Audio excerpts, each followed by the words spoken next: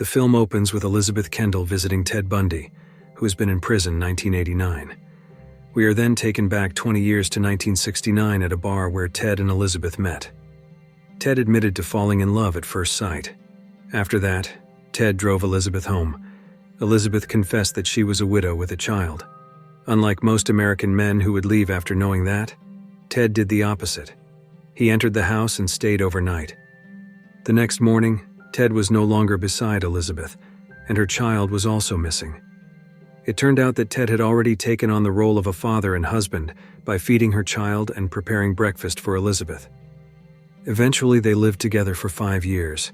However, during the same period from June to July 1974 in King County, there was a wave of fear as young women were attacked and murdered in a very inhumane way. At that time, at least 7 people on a crowded beach saw a man flirting with women with a cast on his hand, asking them to help him carry items to a brown VW Beetle. They sketched the suspect, and eventually, in 1975, Ted was stopped by the police for running 2 red lights. The police saw something suspicious, and Ted was detained based on reports from several people, and he was found with suspicious items. He was lined up with other suspects, and a female witness recognized Ted's voice, making him the main suspect. However, due to a lack of strong evidence, Ted was released on bail and under police surveillance. Ted then went home to see Elizabeth and assured her that everything would be okay. Ted visited a library with many girls inside, but soon a library staff member approached and asked him to leave because one of the girls felt uncomfortable after seeing his face in a crime newspaper. Outside, Ted scolded the person following him. After that, he went home and continued reading with Elizabeth. 1 year later, on February 23, 1976, Ted was called back to court. This time, there was an eyewitness and a victim who escaped from Ted. The victim's name was Carol Duranch. In court, she pointed at Ted with great fear. Once again, due to insufficient evidence, Ted was released. After that, Ted and Elizabeth went to a dog shelter, where they met a girl, Carol Ann, who seemed very fond of Ted.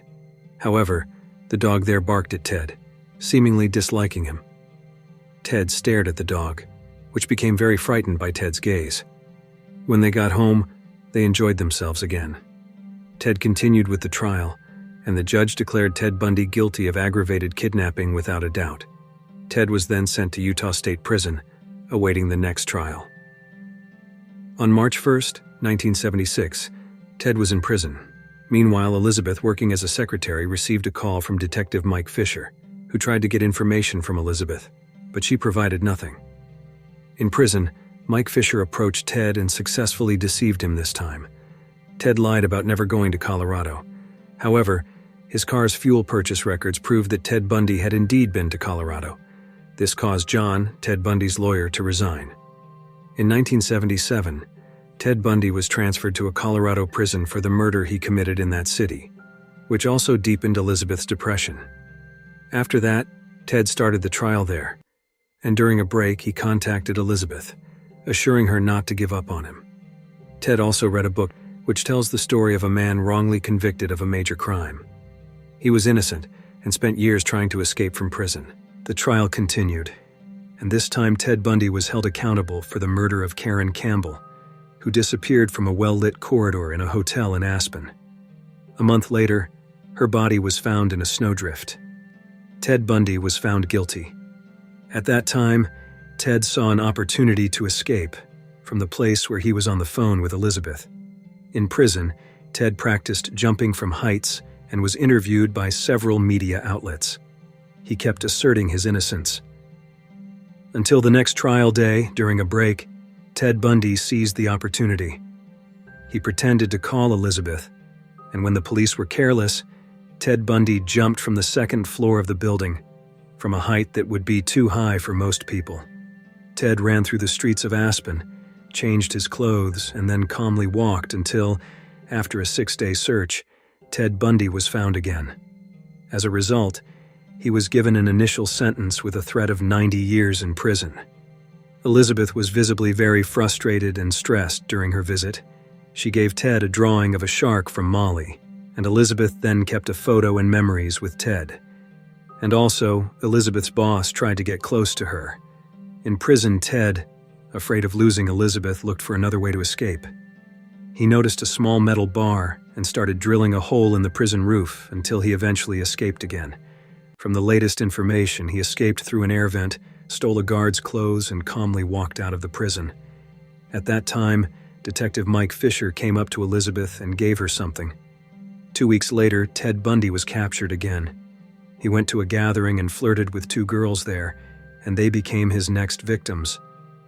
At that time, all the female students were terrified after a man sneaked into a sorority house and killed 2 women by beating them with a piece of wood, strangling them to death. They were Lisa Levy, 20, and Margaret Bowman, 21. One of them was raped, and then he brutally attacked 3 other sleeping female students. 6 blocks away, he attacked again, almost killing another young woman on the same day. The next morning, the killer easily broke into another house, which baffled the police at the time. One day, Ted Bundy was caught by the police again for traffic violations. However, the officer did not realize that the man they were trying to apprehend was Ted Bundy, one of the FBI's 10 most wanted men. In prison, he was visited by the warden, who tore up Molly's drawing and threatened Ted that in Florida, he wouldn't be able to escape and all his crimes would be revealed. On the other hand, Elizabeth became increasingly distressed and very depressed until she didn't respond to Ted's calls.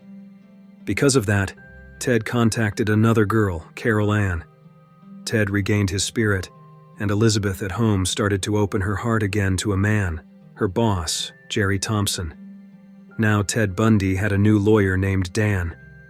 He informed Ted that his trial would be the first nationally televised trial in the country's history. Ted was also offered a deal. If he pleaded guilty to all the murder charges, they would agree to a life sentence instead of the death penalty. Ted clearly refused this. Now his own lawyer was against Ted Bundy. Here, Carol gave her all to help him avoid punishment. The state of Florida officially broadcast Ted Bundy's trial live for the first time on American TV on July 8, 1979. Strangely, most of the spectators in the courtroom were young women who supported and believed that Ted Bundy was innocent. The trial continued, and here one of the investigators showed photos and sketches of the crimes committed by Ted Bundy, starting with the face of a woman who was battered, her jaw broken, her nipple severed, and her neck twisted backward. Elizabeth, witnessing this, was shocked and silent. At the end of the trial, the women watching fully supported Ted Bundy because, according to them, his appearance couldn't possibly commit such heinous acts. These women were not afraid of Bundy. They actually liked him very much. One day in court, Ted Bundy objected to what seemed to be fabricated accusations and felt cheated. Meanwhile, Elizabeth appeared close to Jerry, even cutting off her phone connection so Bundy couldn't reach her. Elizabeth continued to watch several of the past trials. Bundy also didn't give up and always convinced everyone that he was innocent. One day, his mother and family visited Bundy to persuade him to concede in court rather than face the death penalty. Ted Bundy's mother and Carol preferred a life sentence so Ted could live longer. Ted was very angry with everyone until in court, he told everyone that his lawyer had forced him to plead guilty. Embarrassed and angry, he left the courtroom, and now Ted Bundy demanded to be allowed to actively participate in his own defense, meaning Ted would be both the defendant and his own lawyer. In the next trial, a forensic odontologist testified that Ted Bundy's teeth and the bite marks on one of the murdered students' buttocks matched perfectly. Ted, who had been involved in the trial, argued against this evidence. After that, Ted called Elizabeth again, but Jerry answered and told Ted not to contact Elizabeth anymore. That night, Elizabeth slept next to the phone, hoping Ted would call her, reminiscing about the good times with Ted. Feeling abandoned and disappointed with Elizabeth, Ted bribed the prison guard so he could be with Carol. Eventually, one day in court, Ted Bundy married Carol in front of a judge, which is legally valid in the United States as long as a judge witnesses it. This was broadcast live on TV. Elizabeth blamed Jerry for cutting off all the phones from Bundy and hiding the phone. She cried hysterically, but eventually hugged him, saying, "I wish I could undo all of this. Elizabeth admitted to Jerry that she was the one who had given Ted Bundy's name to the police. One day, Elizabeth was watching TV and saw a sketch of the murderer that had been happening in America on the news. She thought the features of the man matched Ted Bundy. She reported this to the police, stating that the perpetrator drove a 1968 light beige VW Beetle. This made Elizabeth feel increasingly distressed, guilty, and depressed, fearing Ted might actually be innocent. Back in the courtroom, lawyers and witnesses from the victims argued back and forth, strengthening and weakening each other's arguments. During a recess, Ted was suddenly interviewed by the media. He firmly stated that he was completely innocent and accused the police of using him as a scapegoat for the legal system at that time. Ted was then called back to court to hear the legal verdict. Before that, Carol told Ted that she was pregnant with his child. Ted seemed pleased to hear this. Eventually, the court ruled that Ted Bundy was guilty of first-degree murder of all his victims. Elizabeth, watching on TV, cried, while Ted Bundy's mother pleaded with the judge not to sentence him to death, calling it primitive and barbaric. Although the judge agreed with Ted's mother, due to existing laws, Ted Bundy was still sentenced to death by electric chair. At the end of the trial, Ted continued to deny all accusations. He didn't ask for mercy, as he said it made no sense to plead for something he didn't do. He kept insisting he wasn't responsible for the crimes. The judge encouraged Ted Bundy, saying he was very intelligent and could have been a great lawyer if he hadn't gone down the wrong path. When everyone had left the courtroom, Carol remained inside, saddened while holding her unborn child from Ted Bundy. 10 years later, Elizabeth received a letter from Ted, which would be his last. We are then shown the scene from the beginning of the film, when Elizabeth visited Ted in Florida in 1989, 24 hours before Ted Bundy's execution. Elizabeth asked Ted to remember the first night they met, and said they started with a lie. However, Ted insisted that his love for Elizabeth was pure and at first sight.